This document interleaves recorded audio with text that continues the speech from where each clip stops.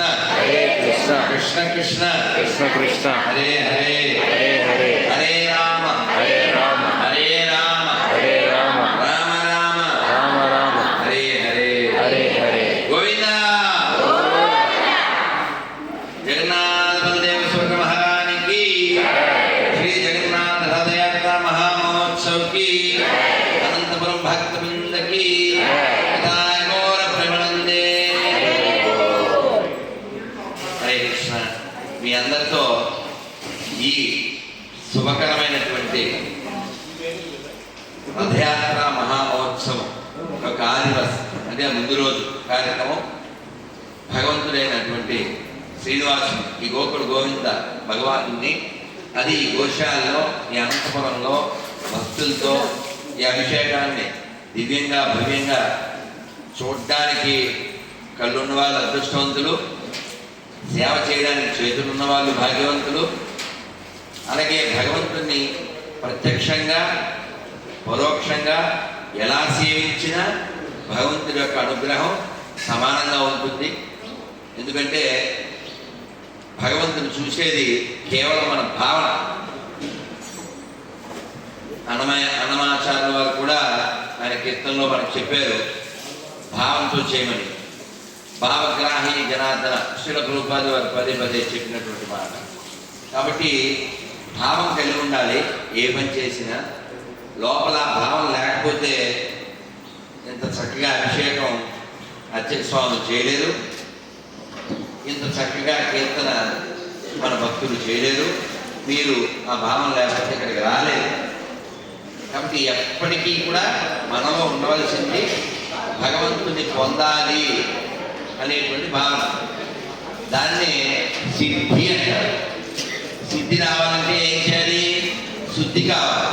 శుద్ధి కావాలంటే ఏం చేయాలి? బుద్ధి రావాలి. ఆ బుద్ధి కావాలంటే ఏం చేయాలి?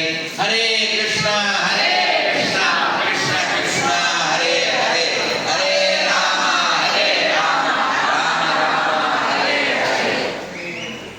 కాబట్టి మనకెప్పుడు కూడా శిష్టాష్టకంలో మొట్టమొదటి మాట ఏంటండి కదా? చిత్తము కదా. చేతోదర్పణమాగ్రం భవమహాదావాక్యం శ్రేయకైనవచంద్రికా వితరణం విద్యావధూ జీవనం ఆనందాముదివర్ధనం పూర్ణామృతస్వాదనం సర్వాత్మస్నపనం పరం విజయతే శ్రీకృష్ణ సంకీర్తనం. అంటే దేనికి జయం అవ్వాలని కోరుకోవాలి? పరం విజయతే శ్రీకృష్ణ సంకీర్తనం. శ్రీకృష్ణుడి యొక్క సంకీర్తన మనల్ని బతికిస్తుంది, మనల్ని ఉద్ధరిస్తుంది. అందుకని చైతన్య మహాప్రభు చెప్పారు అది ఏం చేస్తుంది? మన చిత్తం అనేటువంటి అర్థాన్ని, ఆ మాలిన్యాన్ని శుద్ధి చేస్తుంది. అది ఎంత శుద్ధి చేసినా మనం చేయవలసినంత చేసినట్టు కాదు. ఎందుకంటే ఎన్నో కోట్ల జన్మలుగా మనం చేసినటువంటి కర్మ చాలా బ్యాలెన్స్ ఉండిపోతుంది. ఇప్పుడు మనం చేసే భక్తి చాలా కొద్ది భక్తి.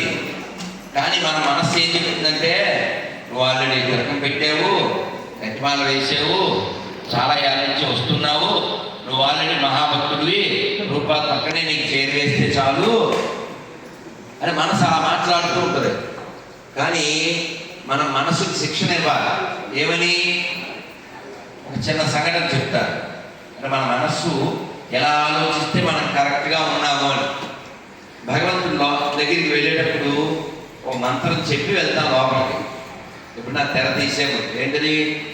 అమర్యాద క్షుద్ధశరవతనసూయాసోభూ కృతజ్ఞో తత్మా నిస్పర పరవశో వంచన పరః శంసః పాపిష్టః కరమహమితో దుఃఖ జలదే అపార అంటూ ఇలా మంత్రం ఉంటుంది.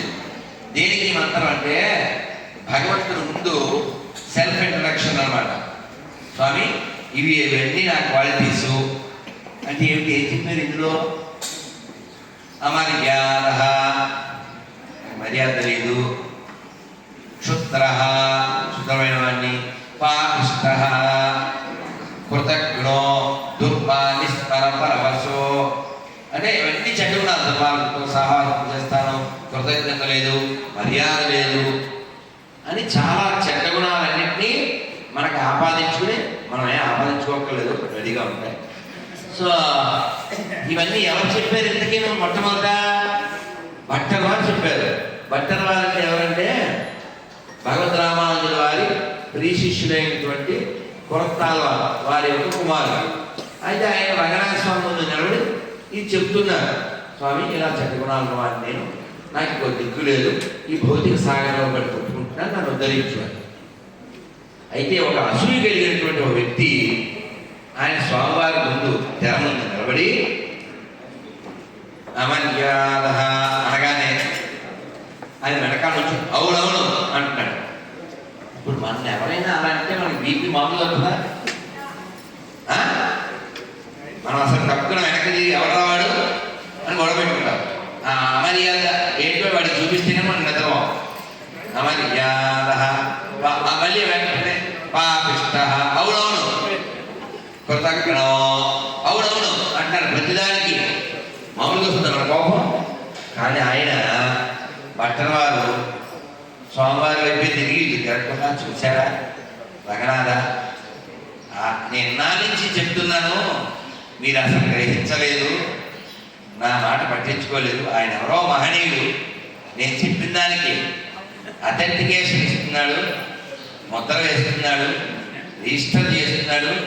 కనీసం ఇప్పుడైనా నన్ను ఆయన మాట పట్టుకుని నన్ను ఉద్ధరించు అనగానే ఆ పెద్ద మనిషి కాళ్ళ మీద పడిపోయారు. అయ్యో నేను మిమ్మల్ని అవమానించాలనుకున్నాను, మీకు బీపీ తెప్పించాలనుకున్నాను అన్నారు. కాబట్టి మనం అమానేన మానదేనా అంటే అర్థం తెలుసు కదా. ఎవరైనా ఏమంటే వెంటనే రియాక్ట్ అయిపోవడం కాదు. అవమానాన్ని సన్మానాన్ని ఒకలాగే తీసుకుని అవమానం వచ్చినా కూడా దాన్ని స్వీకరించి మనం అలా ఓపికతో ఓర్పుతో ఉంటే మనం భగవన్నామాన్ని కృష్ణనామాన్ని కీర్తించగలము. ప్రతిదానికి రియాక్ట్ అయిపోయాడు మన మనసు ఎక్కడ ఉంటుంది? వాడు నన్నంత మాట అన్నాడు అని అదేదో సామెత ఉంది కదా. గురువుగారు మంత్రం ఇచ్చాక అతను వెళ్ళిపోయేటప్పుడు వదిలేయగలరా విక్కి అని. ఎందుకంటే నువ్వు మంత్రం జపం చేయాలి, చేసేటప్పుడు కోతి మైండ్లోకి రాకూడదు. సర్వనాశం. వీడి ఇంకా రామాలే కృష్ణ లేదు, ఎవరికి స్మరించాడు వీడు? అలా ఉంటుంది. కాబట్టి మనం ఈ ప్రపంచంలో ఎవరితో గొడవ పెట్టుకోవడానికి రాలేదు, ఎవరితో బంధం పెట్టుకోవడానికి కూడా రాలేదు. మనం ఇక్కడికి ఎందుకు వచ్చామంటే ఉన్న బంధాలు విడిపించుకోవడానికి. కోరిన కోర్కుడు పోయిన కట్లు తీరవు నీవవి తెంపక. కాబట్టి పెంచుకోవద్దండి. మనం భగవంతుడితో అనుబంధం పెంచుకోవాలి, భగవంతుడి యొక్క ప్రసాదంతో పెంచుకోవాలి, భగవద్భక్తులతో అనుబంధం పెంచుకోవాలి. ఎప్పుడైనా ఏదైనా క్లాష్ వచ్చి ఇబ్బంది వచ్చిందనుకోండి ఎవరితో అయినా, మనం దాన్ని అలా ఏదో అంటారు చిరిగేదాకా లాక్కోకూడదు. మన ఉద్దేశం ఏంటి? సిద్ధి. దానికి కావాల్సింది ఏంటి? శుద్ధి. దానికి వాడవలసింది ఏంటి? బుద్ధి. అందుకని నేను చెప్తున్నాను బాగా వల్ల బుద్ధి. అర్థమైందా? అందుకని మన మనసు ఎప్పుడు కూడా how I can please supreme lord Krishna అన్యాభిలాషితాకర్మధనామతి అనుకూల్యేన కృష్ణాశీలం భక్తిరుత్తమం. కాబట్టి అనంతమైనటువంటి ఈ ప్రపంచంలో, అనంతమైనటువంటి ఈ విశ్వంలో అనంతపురం ఎంత, అందులో మనం ఎంత, ఆవగంత అంత. మళ్ళీ దానికి బీపీ తెచ్చుకోవడం ఎందుకు? మన హ్యాపీని పోగొట్టుకోవడం ఎందుకు? బ్లిస్ని మిస్ చేసుకుని లైఫ్ని మెస్ చేసుకోవడం. కాబట్టి ఏది మనం పట్టించుకోవాలో అది పట్టించుకోవాలి. ఏం పట్టించుకోవాలి?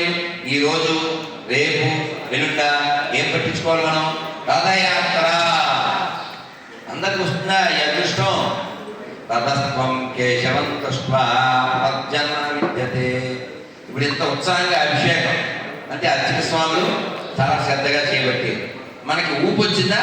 ఎందుకు వచ్చింది? మన వెంకట్ కీర్తన మన లెవెల్లో చేయబట్టే కదా. మన బలం ఎలా వచ్చింది? అక్కడ గలంలో వచ్చింది. ఏదో చేద్దాం అన్నట్టు చేయలేదు కదా, వాడు శ్రద్ధగా చేశాడు. అవునా? గోసేవైనా గోవిందుని సేవైనా అలా శ్రద్ధగా చేస్తేనే లోపల ఉన్నటువంటి పరమాత్మ ఆ వాక్కు ఇస్తాడు. కాబట్టి మనం ఎప్పుడు కూడా వినయంతో ఉంటేనే విజయం వస్తుంది. ఆ వినయం ఏమిటంటే ప్రతిదానికి తవదాసోహం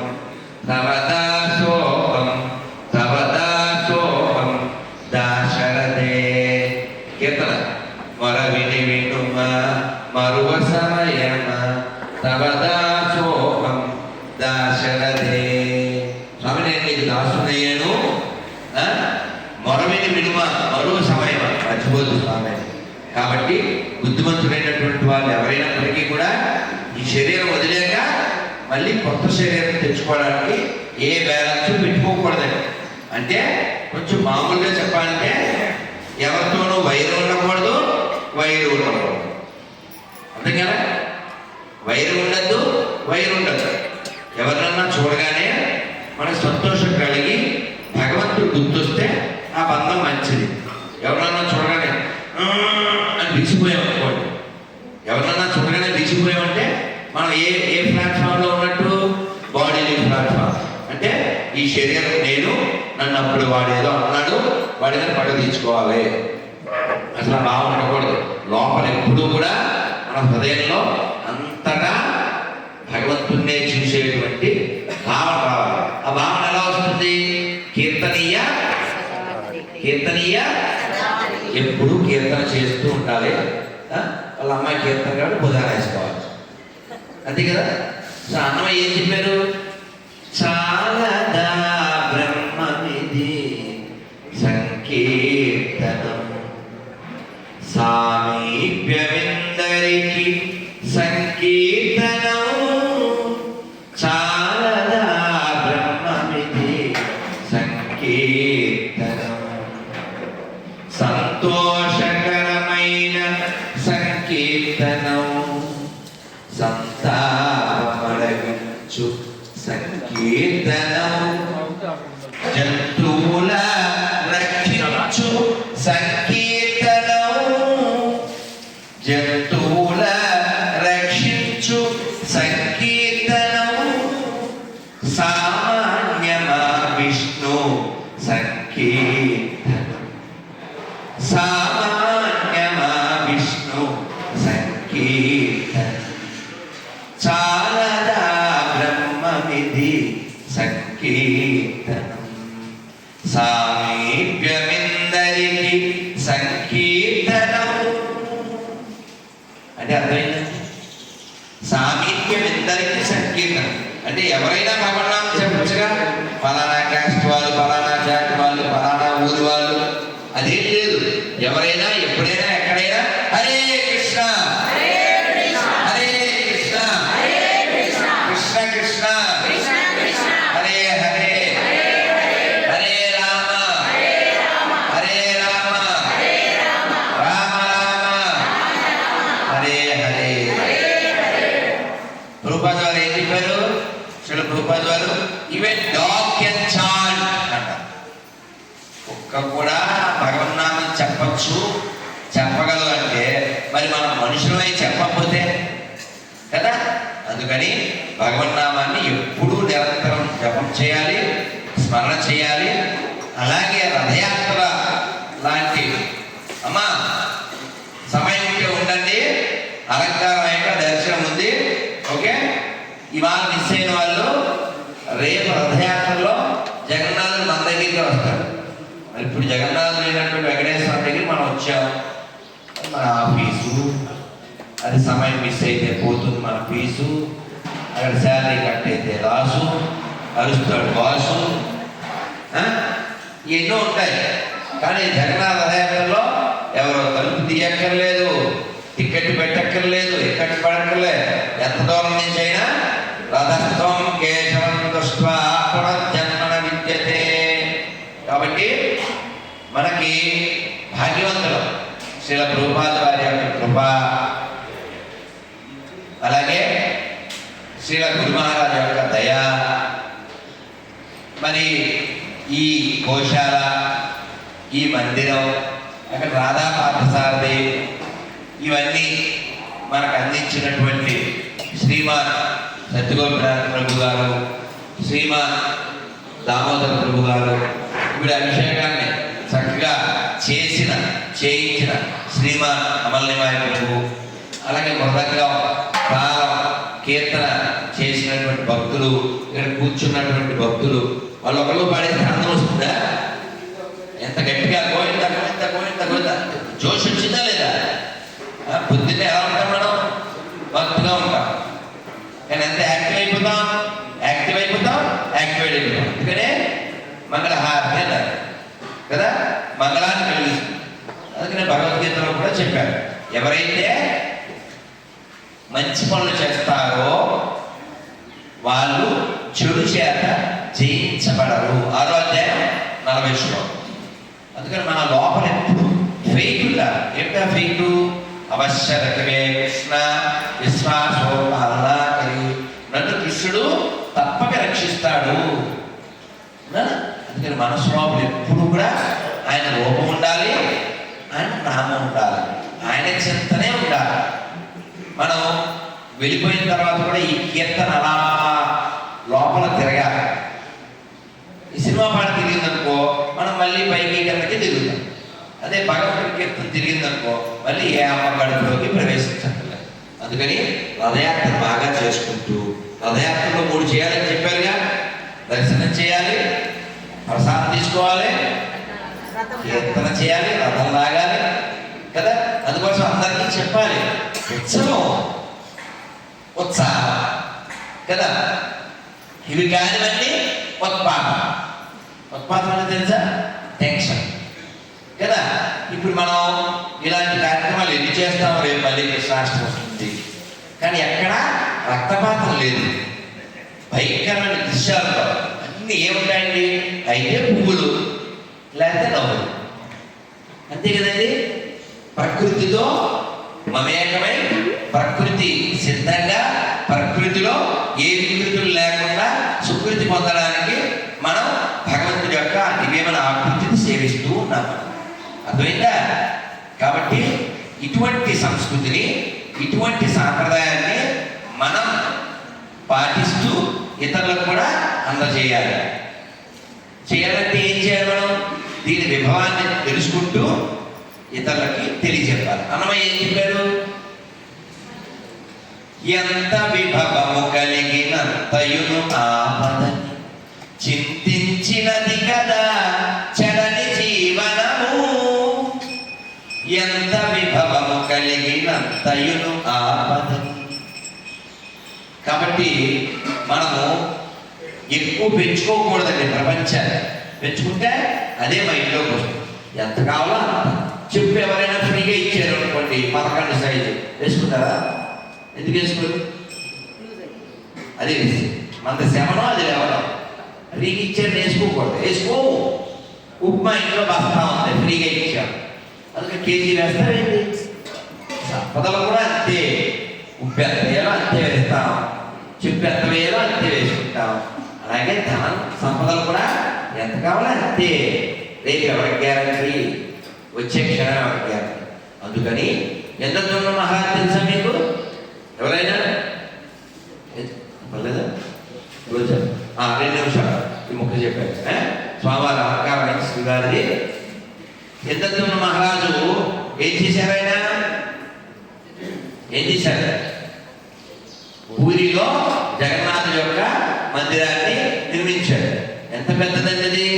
ఇలా చూడాలి. ఎవరన్నా వెళ్ళారా పూరికి? చేతి ఎత్తండి. ఇప్పుడు ఆయన 1 2 3 4 5 6 7 10 లోపు వెళ్ళండి. పూరి తిన్నారా? అందరు చేతి ఎత్తారు. వద్దు నేను కూడా తిన్నాను. పూరి తినేది పెద్ద పని ఏం కాదు, ఎవరన్నా తింటారు, ఏ ఊళ్ళో వాళ్ళు. కానీ పూరి వెళ్ళేది. పూరిలో భగవంతుడు జగన్నాథుడు మాస్ గాడ్. ఎవరికైనా ఫ్లెక్సిబుల్గా గర్భగుడిలోకి వెళ్ళిపోవచ్చు, ఆయన చుట్టూ తిరిగేయచ్చు. ఆ స్టార్టింగ్లో ఉంటాడు ఒక జగన్నాథుడు, ఆయన కౌలించుకోవచ్చు. అందుకని ఆయన అందరికీ చాలా సౌలభ్యంగా అందుతాడు. అటువంటి దేవదేవుడిని మనం పొందాలి. ఆయనే బయటకు వస్తుంటాడు సంవత్సరానికి ఒకరోజు. మా అదృష్టం అమలనాయ పెరుగు పుణ్యవాణి మొట్టమొదటిసారిగా పూరి జగన్నాథం దగ్గర దర్శనానికి కాకుండా రథయాత్రకి వెళ్ళి ఆ రథంలో ఉన్నటువంటి జగన్నాథ బలభద్ర సుభద్రని దర్శనం చేసుకుని ఆ రథం లాగి కింద పడకుండా మరి తదుపరి 20 లక్షల మంది వచ్చారు. ఇలా తోసేస్తుంటే ఇదో వీడు శివరాజు పట్టుకుని ప్రభు పట్టుకుని మీరు ఆ వీడియో చూడొచ్చు. ఇంకా చాలా ఉన్నాయండి. సో కానీ అది గొప్ప ఎక్స్పీరియన్స్ అనుకోండి, గొప్ప అనుభూతి, భగవంతుడి యొక్క అనుగ్రహం. 2 లక్షల మంది వస్తే ఆ ఉత్సవం అలా ఎటువంటి ఆటంకం లేకుండా ఎన్నో వేల ఏళ్ళుగా జరుగుతుంది. అయితే ఆ గుడి కట్టించినటువంటి ఆయన ఎవరు ఇప్పుడే చెప్పారు, ఇంద్రద్యుమ్న మహారాజు. ఆయన భగవంతుడు కోరుకున్నారు ఆ గుడి కట్టించిన తర్వాత మా అబ్బాయి తర్వాత మా మనవడు, మా ముని మనవడు వీళ్ళంతా దీని మీద పెత్తనం చేయాలి అని కోరుకున్నాడా? అంత రాజే అని ఏం కోరుకున్నాడు? అలా ఉండకూడదు, దీని మీద ఎవరి పెత్తనం ఉండకూడదు, కేవలం భక్తులు మాత్రమే దీన్ని నడిపించాలి. నువ్వు ఎప్పుడు చెయ్యి తడి ఆగకూడదు. చెయ్యి తడి ఆగకూడదు అంటే ఏంటి? నువ్వు ఎప్పుడు భోగులు స్వీకరిస్తూనే ఉండాలి. జగన్నాథుడు అంటే 2 నిమిషాలు లేదా 2 minutes. జగన్నాథుడు అంటే ప్రసాదం అంటే జగన్నాథుడు. మీరు పూరికి వెళ్ళారండి, మీ స్టేషన్కి వెళ్ళడానికి 15 నిమిషాలు ఉంది. దర్శనము ప్రసాదం 2 చాయిస్ ఏంటి? ఒకటే ఉంది చాయిస్. అప్పుడు ఏం చేయాలి? మామూలుగా మనం అంతా దర్శనం అంటారు కాదు, నువ్వు ప్రసాదానికే వెళ్ళాలి.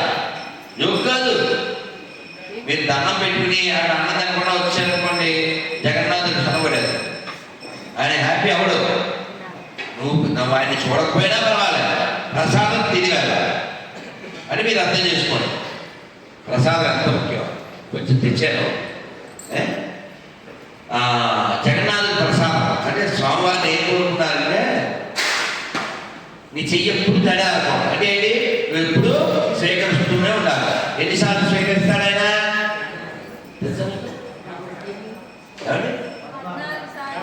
ఎనిమిది. ఏనా చెప్పన్న బాబు అంటే ఏంటి? చెప్పకూడదనా? కాదని బాబు. హిందీలో చెప్పన్న బాబు అంటే 56 పదార్థాలు. అవి స్వీట్స్ కావచ్చు, హాట్స్ కావచ్చు, ఇంకా కూరలు కావచ్చు, అన్నం కావచ్చు, ఇలా 56 రకాలు. ఎన్నిసార్లు? రోజు కొన్ని వేల సంవత్సరాలుగా. అందుకని చెయ్యి తడా అనకూడదు అన్నాడు. అందుకని నైవేద్యం పెడుతూనే ఉంటాడు. అది కూడా దేంట్లో వండుతారు? కుండల్లో. కుండ మీద కుండ, అలా 7 కుండలు పెడతారు. అందులో ఏ కుండ ఉడుకుతుంది? మామూలుగా అయితే ముందు మనం ఏమనుకుంటాం, ముందు కింద ఉంది కదా మంట, అది ఉడుకుతాం కాదు, పైన లక్ష్మీదేవి ఇచ్చిన పొయ్య ఇప్పటికీ అలా మండుతూనే ఉంటుంది. అందుకని ఆ మంట ఆగదు, ఆ వంట ఆగదు. ఇది చెయ్యి తడి ఆగదు. ఇంద్రద్యుమ్న మహారాజు కోరుకున్నాను, స్వామి నీ చెయ్యి ఎప్పుడు తడి ఆగకూడదు, ఇక్కడ ఎవరిది పెత్తనం ఉండకూడదు, కేవలం భక్తులే ఉండాలి. నేను రాజుని, మా నాన్నగారిది, మా నాన్న కట్టించాడు, మా ముత్తాత కట్టించాడు, ఇలాంటి డైలాగులు ఏమి వేయకూడదు. అంటే కేవలం మనకి సేవాభిమానం ఉండాలి తప్ప ఎవరు తులసమ్మ చుట్టూ తిరుగుతూ మనం ఏం కోరుకుంటాం? సేవాభిలాష అనా సేవాభిలాష అది కోరుకోవాలి. పెత్తనాభిలాష లేదు, మనం పెత్తనాభిలాష ఉండాలి కదా, లేదు. సేవాభిలాష అంటే విషయం నడవడం కోసం ఒక్కోసారి తప్పుగా మాట్లాడాల్సి రావచ్చు తప్ప ఇది మాది, ఇది నాది, ఇది ఎవరిది? గుడి భగవంతుడి. దీని మీద అధికారం ఎవరికి? ఆయనకు ఉంది. ఇది కట్టించినటువంటి ప్రభుపాదుల వారు, దీనికి కారణమైనటువంటి ప్రభుపాదుల వారు. ఎందుకంటే ఆయన లేకపోతే మనకు రాగా, అవునా? కాబట్టి ఆ 3 కోరుకున్నారు. నువ్వు ఎప్పుడు దర్శనం ఇస్తూ ఉండాలి, చెయ్యప్పుడు తడకూడదు, దీని మీద ఎవరు పెత్తనం ఉండకూడదు. కాబట్టి మనం ఏం కలిగి ఉండాలి? వినయం. చెప్పండి. అమర్యాద, క్షుద్రః. ఇవన్నీ ఏంటి? క్వాలిటీస్. మనని మనం భగవంతుల దగ్గర ప్రజెంట్ చేసుకోవాల్సినటువంటి క్వాలిటీస్. నేను చాలా గొప్పవాడిని, చాలా ధనం ఉన్నవాడిని, చాలా పాండిత్యం ఉన్నవాడిని, చాలా పేరు ఉన్నవాడిని అని అనుకోకూడదు. వినయం కలిగి ఉండండి. అది మనం ఎప్పుడు ఒక ఫెన్సింగ్ రక్షించినట్టుగా మనం రక్షిస్తాం. నేను అలా కాలు దిగాను, దిగానే ఒక పుల్లి దూడ వచ్చింది, కొంచెం పెద్ద దూడ వచ్చింది, అది వచ్చేవో కబురు చెప్పింది. నేను మౌనంలో నవ్వు అన్నాను, దాన్ని ఏదో ఇలాంటిది వచ్చాను. ఎంత సంతోషం అండి కదా. అలా భగవంతుడు కృష్ణుడు ఇలా కొన్ని లక్షల గోవులు ఉంటే వాటన్నింటినీ పేరు పెట్టి పిలిచేవాడు, వాటితో ఆడుకునేవాడు. అలా గోవులతో మనం చక్కగా ప్రేమగా ఉంటూ వాటిని పోషిస్తూ వాటిని సేవిస్తూ వాటిని రక్షిస్తూ వాటి నుంచి వచ్చేటువంటి క్షీరాన్ని భగవంతుడు నివేదన చేసి ఆ పదార్థాన్ని స్వీకరించడం మానవత్వం. కానీ దాన్ని పోసేసి దాని రక్తంతో దాని మాంసంతో ఏం జీవిస్తానండి? అటువంటి రాక్షస జాతి భూమికి బాగా అది నశించిపోవాలి. అది నశించాలంటే మంచి వాళ్ళు పెరగాలి. మంచి వాళ్ళు అంటే ఏమిటి? గో ప్రేమికులై ఉండాలి, గోవిందుడు ప్రేమికులై ఉండాలి. అర్థమైందా? కృష్ణుడికి సంబంధించిన పండగలు ఏవేంటండి? ఒక 4 చెప్పండి. కృష్ణాష్టమి, ఇంకా రాధాష్టమి, బలరామ జయంతి, నరసింహ జయంతి, ఇంకా ఇంకా శ్రీరామనవమి, ఇంకా గౌర పూర్ణిమ, ఇలా ఎన్నో ఉత్సవాలు ఉన్నాయి కదా. ఈ ఉత్సవాల్లో ఎక్కడైనా ఎవరికైనా కళ్ళకి ఇబ్బంది కలిగే దృశ్యాలున్నా, మనస్సుకు బాధ కలిగే దృశ్యాలున్నా ఉండవు. ఎందుకని? ఇందా చెప్పాను కదా, అయితే పువ్వులు లేకపోతే నవ్వులు, అయితే కీర్తన లేదా సంకీర్తన, ప్రసాదం, ప్రశాంతత. కాబట్టి సర్వే జన అని అనగలిగేటువంటి ధర్మం ఎవరిది? సనాతన ధర్మం. కాబట్టి ఇది ఎక్స్పాండ్ కావాలి. ఎక్స్పాండ్ కావాలంటే ఎక్స్ప్లెయిన్ చేయాలి. నువ్వు అది చేయలేదనుకో, ఎవరో వచ్చి ఎక్స్ప్లాయిట్ చేస్తారు. అర్థమైందో లేదు వెంకీ? అర్థమైందా? మీరు చెప్పలేదండి గుర్తు పెట్టుకోమని మీ పిల్లలకి, ఎవడో వచ్చి ఏదో చెప్తాడు, మనం చెప్పలేదు సరిగా జుట్టు ముడి వేసుకోవాలి, ఎవడో వచ్చి కూడా ఏదో చెప్తారు. అందుకే మనం టీవీలో ఎప్పుడైనా న్యూస్ చూసామనుకో, బోల్డ్ పిశాచాలు వాటిని చూస్తుంటాయి కదా, జుట్టు వెరగొచ్చిన పిశాచాలే కదా. 199 మంది న్యూస్ యాంకర్లు అంతా అదే కదా కదా. కానీ మన పెద్దలు ఏం చెప్పారు? జుట్టు కట్టు బొట్టు, అప్పుడే నువ్వు జుట్టు లేదా పట్టు. అందుకని మనం మనలా ఉండాలి. మన సంస్కృతి. కృష్ణుడు రోహిణీదేవితో కంప్లైంట్ చేశాడు. రోహిణీదేవి ఎవరు? రోహిణీదేవి ఎవరండి? బలరాముడు వల్ల అమ్మ. మర్చిపోయారా? ఇప్పుడు జగన్నాథ్ పక్కన ఎవరెవరు ఉన్నారు? మధ్యలో సుభద్ర, అటు పక్కన బలరాముడు, ఈయన జగన్నాథుడు. జగన్నాథుడు అంటే ఎవరు? కృష్ణుడు. బలరాముడు అంటే బలరాముడే బలభద్రుడు. సుభద్ర అంటే వాళ్ళ చెల్లి. రోహిణీదేవి దగ్గరికి వచ్చి చెప్పాడు, పెద్దమ్మ నన్ను బలరాముడు నల్లగా ఉన్నావు అంటున్నాడు. అంటే మామూలు తల్లి అయితే ఏం చేస్తారు? పోన్లేరా అని వదిలేస్తారు. పోన్లేరా నేను లెవెల్ చేసేస్తా, కంగారు పడుకో అని బొగ్గు తెచ్చి బలరాముడు కూడా రాశాడు. నాకెలా తెలిసే విషయం? పోయిన సంవత్సరం బృందావనం వెళ్ళాను. దామోదర్ ప్రభు ఎవరో వచ్చారని వీళ్ళు అంతా వెళ్ళినప్పుడు ఎక్కడికి వెళ్ళాము? నందగామ. బృందావనం ఎంతమంది వెళ్ళాము చేయండి ఇప్పుడు ఆయన? బృందావన విహారీ రామానికి,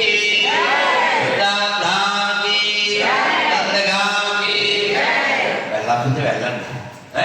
ఎప్పటిలోగా వెళ్ళాలి? సత్యలోగా. ఎప్పుడు చచ్చిపోతాం? తెలియదు. కాబట్టి ప్లాన్ చేసుకోవాలని దాని అర్థం. ఇంకా టైం ఉందలే, ప్రస్తుతం 82 కదా, 90 వచ్చాక వెళ్దాంలే అని ప్లాన్ లేదు. ఏంటంటే సత్యదాకా ప్లాన్ లేవు, బోల్డ్. ఎవరికి ఏమన్నా ఉంటుందా? మన బోల్డ్ విరిచి తీసుకుపోతాం. సరే, ఎందుకే నువ్వు అక్కడికి వెళ్తే పూజారి చెప్పాడు, అక్కడ ఇద్దరు నల్లగానే ఉంటారు. చూసారా? నందగామ ఎవరైనా చేద్దాం. కాబట్టి నందగామలో విష్ణు బలరాముడు ఒకలాగే ఉంటారు. ఎందుకో అనుకునేవాడు, నాకు తెలియదు. ఆ పూజారి చెప్పాడు, మన వాళ్ళందరికీ తెలుగులో ఆయన హిందీలో చెప్తే చెప్పారు వాళ్ళు. ఓహో అలా చాలా చెప్పారు. సో కాబట్టి కృష్ణుడి యొక్క లీలలో మన సంతోషపరచరా అలా చాలా లీలలు ఉన్నాయి. ఒక్క జగన్నాథ లీల వాళ్ళు వారిని ఇచ్చేవారు, వాళ్ళు తెర తీసేవారితో చెప్పుకుందాం. అయితే రేపు ఏంటంటే చెప్పుకుంటూనే ఉండొచ్చు. వచ్చే సంవత్సరం దాకా చెప్పచ్చు, వచ్చే జన్మ దాకా చెప్పచ్చు, వచ్చే కల్పం దాకా చెప్పచ్చు. ఎందుకని అనంతమైనటువంటి వైభవం కలిగినటువంటి వాడు భగవంతుడు. ఆయన గుణాలు అనంతం, ఆయన లీలలు అనంతం. ఎన్నైనా చెప్పుకోవచ్చు. ఎన్ని అవతారాలు ఆయనవి? దశావతారాలు. చెప్పండి, ఎవరు చెప్తారు? 10 చేతండి నాకు తెలిసిన వాళ్ళు 10 అవతారం పేరు. లేడీస్ ఫస్ట్ అమ్మ చెప్పు.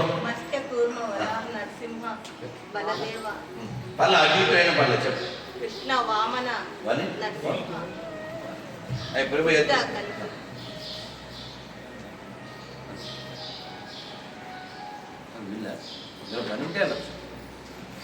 చెప్తున్నాడు. శ్రీ జగన్నాథ బలదేవ సుభద్ర మహారాణికి.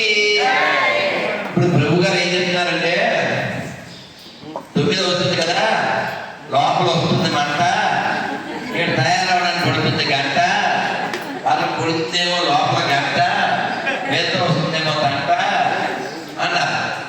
ఇప్పుడు వాళ్ళ ఇష్టం మా ఇష్టం, మేమైతే రేపలాగా చెప్తామని చెప్పారు. విందామా తిందామా? విందాము ఉందాము, ఆ తర్వాత పెట్టింది తిందాము.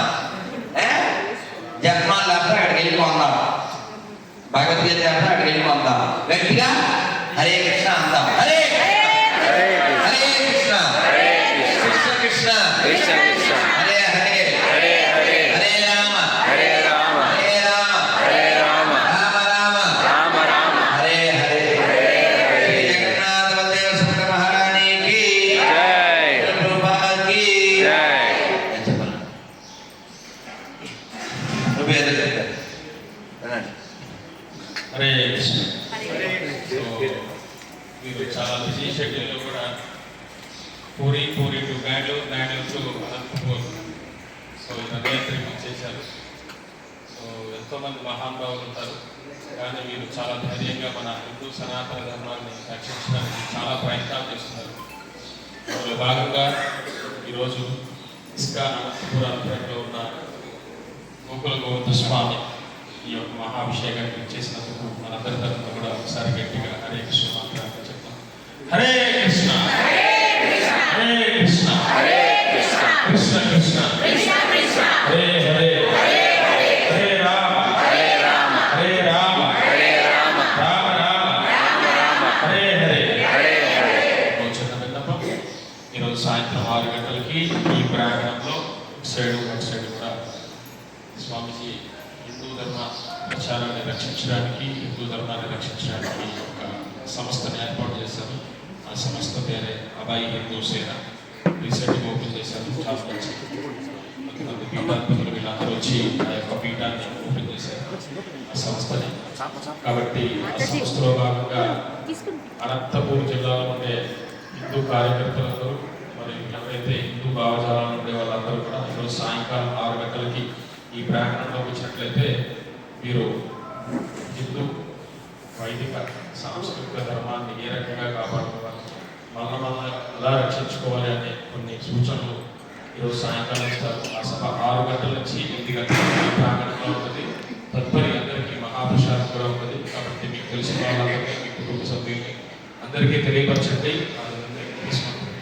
హరే కృష్ణ. శ్రీ శ్రీ గోకుల గోవింద స్వామి భగవానికి జై. శ్రీ జగన్నాథ బలదేవ సుభద్ర మహారాణికి జై. సుదర్శన దేవికి జై. అభయంతర మహామహోత్సవికి జై. జగన్నాథ స్వామికి జై. జగద్గురు శిలా ప్రభుపాదికి జై. శిల గురుదేవ్కి జై. జై గౌర ప్రేమానందే హిస్ గ్రేస్ రాధా మనోహర్ ప్రభుకి జై గౌర ప్రేమానందే. హరే కృష్ణ. ఈరోజు సేవ ఉంది లలితకళ పరిషత్లో. పేడాలి కాదు అందరూ కూడా, పేడాలకి స్వామివారికి రావడానికి ముందుగానే ఆ లలితకళ పరిషత్ అంతా కూడా పవిత్రం చేసేసాను అనమాట. సో మధ్యాహ్నం 3 గంటలకు అందరూ కూడా వస్తే మాతాజీలందరూ కూడా పేడ పరకలన్నీ కూడా రెడీ చేసి పెట్టుంటాము. అలిగేసి మంచిగా ముగ్గులు వేయాలన్నమాట. హరే కృష్ణ. ఇంకేం చెప్పాలి?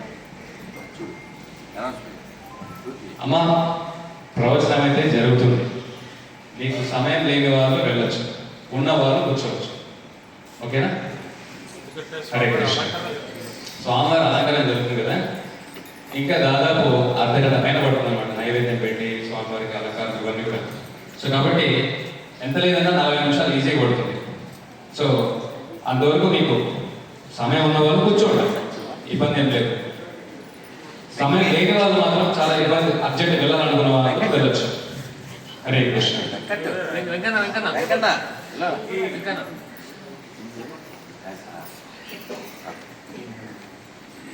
మరి 10 నిమిషాలు అందరు భక్తులు ఒక నిమిషం భగవద్గీత శిక్షణ ఉంది. హరే కృష్ణ.